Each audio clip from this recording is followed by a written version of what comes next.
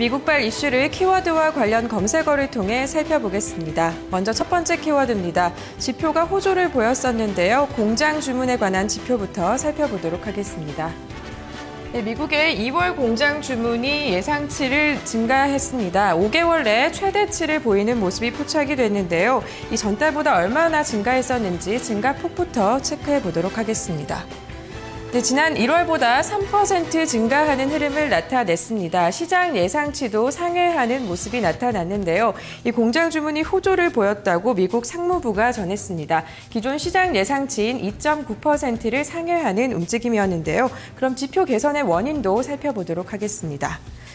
네, 공장 주문이 호조를 보인 원인에는 내구재 주문이 증가했고요. 항공기 수요가 늘어났기 때문이라는 분석이 나왔습니다. 이 공장 주문의 절반 이상을 차지하는 내구재 주문은 5.6% 늘었고요. 이 자동차 판매도 2007년 이래 최고의 호조를 보이고 있고, 여기에 주택건설 부문의 활기 역시 관련 자재와 상품 판매 그리고 주문의 증가로 이어졌습니다.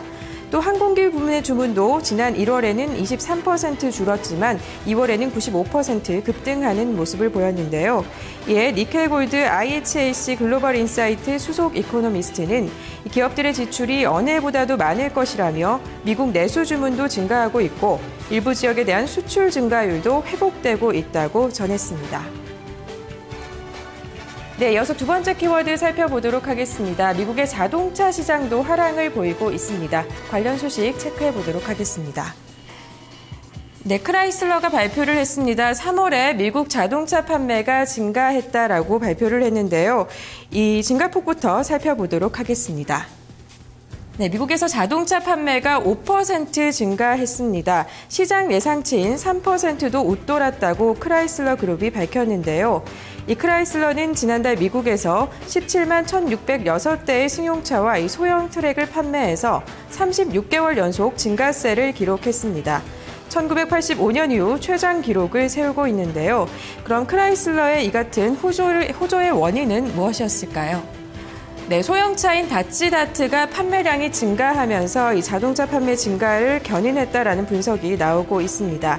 그동안 일본의 도요타 자동차와 혼다 자동차가 점령을 했었던 미국 소형차 시장을 이 다트를 비롯해서 포드 자동차의 퓨전과 제너럴 모터스의 쉐보레 등의 등장으로 경쟁이 더욱더 치열해졌다라는 분석이 나오고 있는데요. 엘리 구테레스 켈리 블루북 전문가는 이 미국은 일본 차와 경쟁할 만한 좋은 차를 생산하고 있다면서 시장이 점점 더 치열해지고 있지만 앞으로 크라이슬러의 경쟁력은 더욱 향상될 것이라고 말했습니다. 네, 한편 미국의 3월 자동차 판매는 4.2% 증가한 146만 대를 기록할 것으로 예상됐습니다. 네, 이어서 세 번째 소식 살펴보도록 하겠습니다. 세 번째 키워드는 고용 관련 소식인데요. 미국의 사무직 일자리가 감소하고 있다라는 이슈 체크해 보도록 하겠습니다. 네, 미국의 고용의 질이 변하고 있습니다. 사무직 일자리가 감소하는 추세를 나타내고 있는데요. 이 2007년 이후 미국의 관리직 일자리는 38만 7천 개 늘어난 반면에 이 사무직 일자리는 200만 개가 없어졌다라고 영국의 파이낸셜 타임즈가 보도를 했습니다. 이 같은 현상에 대해서 영국의 파이낸셜 타임즈의 분석을 살펴보도록 하겠습니다.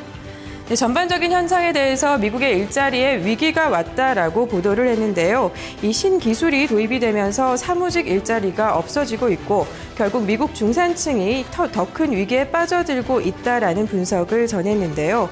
실제로 경기가 회복세를 보이고 있긴 하지만 미국 중산층 가구의 연평균 소득은 5만 1,404달러 정도로 지난 2009년 7월 이후 5.6%나 줄어들었습니다. 이 반면에 상위 10% 가구의 연평균 소득은 급증하는 모습을 보였는데요. 네, 그럼 이 같은 현상의 원인을 보면요. 이 접시닦기에서부터 사석까지 모두 821개의 직업으로 구분한 미국 노동통계국의 자료에서 이 같은 현상의 특징을 살펴볼 수가 있습니다. 네, 이 같은 현상은 노동력 구조가 변화하면서 소득 불평등으로 이어지고 있다라는 분석이 나오고 있는데요. 이 소득 불평등이 확대되는 것은 앞서 말씀드린 것처럼 신기술을 통해서 첨단 일자리가 일부 생기긴 하지만 중산층의 일자리가 없어지기 때문인 것으로 풀이되고 있습니다. 하지만 이에 반해서 헬스케어와 관리직, 컴퓨터, 음식 서비스 등의 일자리는 늘어나고 있는데요.